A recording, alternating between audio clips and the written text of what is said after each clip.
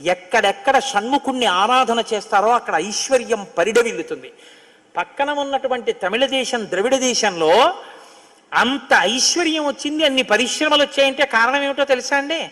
సుబ్రహ్మణ్యారాధన. వాళ్ళు విపరీతమైన సుబ్రహ్మణ్యారాధన చేస్తారు.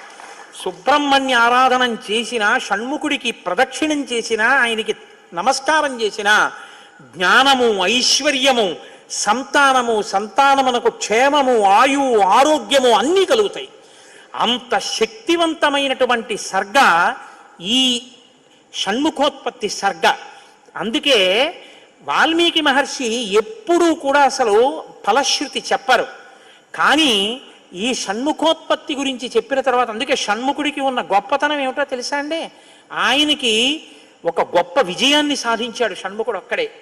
శైవ వైష్ణవాలు రెండూ కూడా వియ్య వందేట్టు చేశాడు.